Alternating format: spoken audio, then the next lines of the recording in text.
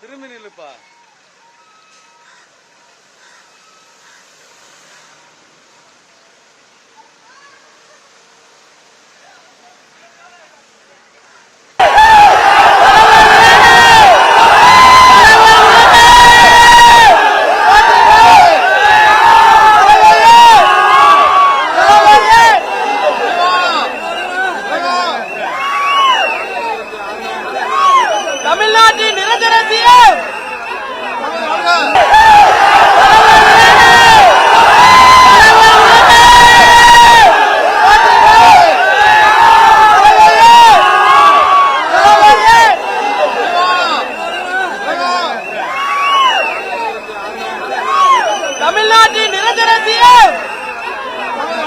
తమిళనాట ప్రభుత్వ ఏర్పాటుపై ఉత్కంఠ కొనసాగుతోంది. ఈ నేపథ్యంలో గవర్నర్ రాజేంద్ర విశ్వనాథ్కు లేఖ రాశారు టీవీకే చీఫ్ విజయ్. ప్రభుత్వ ఏర్పాటుకు 2 వారాల సమయం కోరారు. కాసేపట్లో టీవీకే ప్రధాన కార్యాలయంలో పార్టీ ఎమ్మెల్యేలతో భేటీ కానున్నారు విజయ్. ఈ క్రమంలో టీవీకే ఆఫీస్ వద్దకు భారీగా అభిమానులు తరలివచ్చారు. విజయ్ మీటింగ్ నేపథ్యంలో కార్యాలయం వద్ద భద్రతను కట్టుదిట్టం చేశారు పోలీసులు.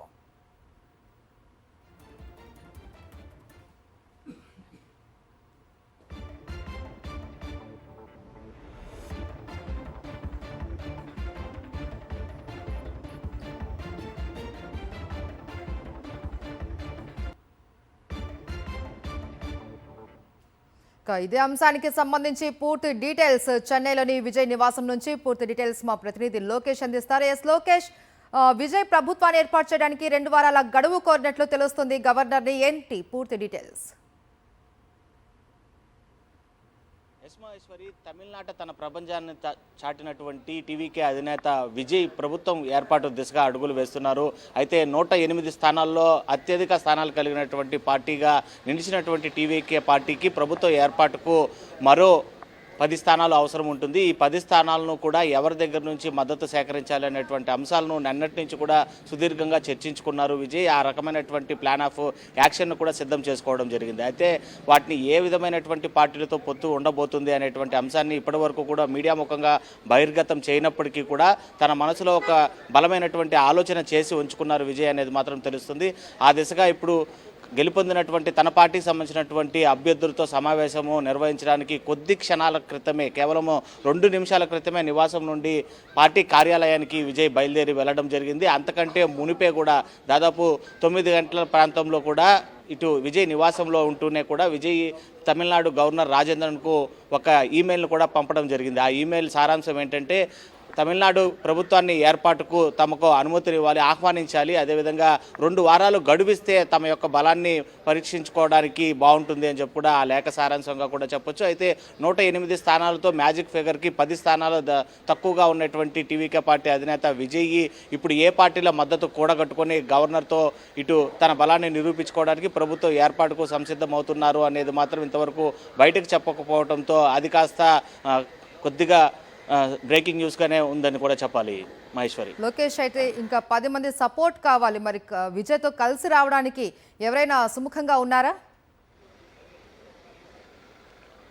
ఎస్, ఖచ్చితంగా ఎన్నికలకు మునిపే కూడా ఇటు ఏఐడిఎంకే విజయ్ని తమ పార్టీతో పొత్తు పెట్టుకొని ఎన్నికల్లోకి వెళ్దామని చెప్పి ఆహ్వానించినటువంటి సంగతి తెలిసిందే. అదేవిధంగా ఎన్నికల అనంతరం ఇంత అతిపెద్ద స్థానాలు గెలుచుకున్నటువంటి విజయ్కి లీడింగ్లో ఉన్నప్పుడే కూడా మరికొన్ని పార్టీలు ఏదైతే పిఎంకే పార్టీ కావచ్చు, అదేవిధంగా కాంగ్రెస్ పార్టీ కావచ్చు, లెఫ్ట్ పార్టీలు అన్నీ కూడా కాంటాక్ట్లోకి వచ్చాయని చెప్పి కూడా మనకు సమాచారం ఉంది.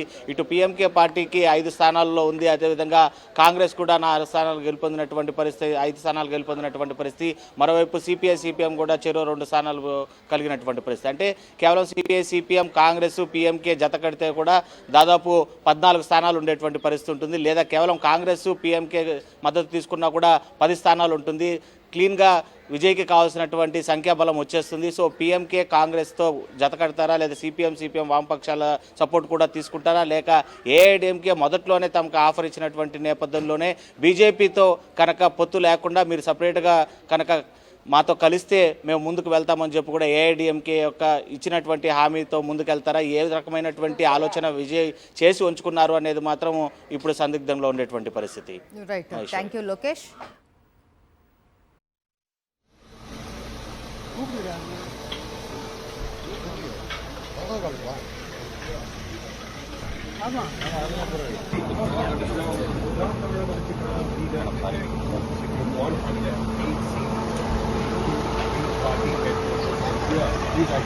That is video.